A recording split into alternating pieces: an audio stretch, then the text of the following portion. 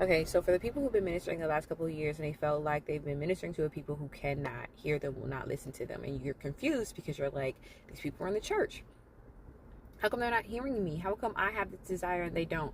Listen, you are ministering to a particular people in a particular time for a reason. God has a designated time to turn the hearts of man. For those who have eyes to see and ears to hear, they do hear you. They are listening. For people who don't, they will be coming to you and they will be returning to the church, trying to remember all the things that were said over the last few years, which is why God has been calling for people to go back and study. So if you're a minister, if you're a prophet or an evangelizer,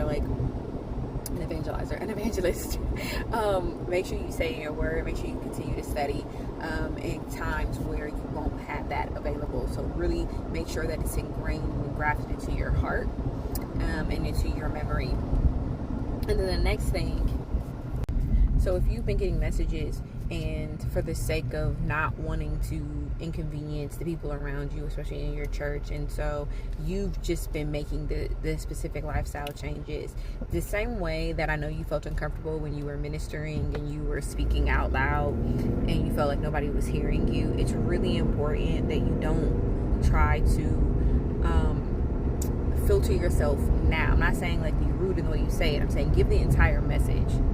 Give the entire message. So if you know that it wasn't just for you to do it, because generally speaking, most word from ministers and prophets and evangelists are not necessarily just for themselves, it's for the entire body. So if you've just been saying, well, this is just for me to do, and you know that it was into the entire people, like make sure you go back and you correct that. I have a correction myself. I made a comment about the holidays and I really did feel like it was just for me to do, and instead of giving the message to everybody, I filtered it and was like, well, this is just what I do, right?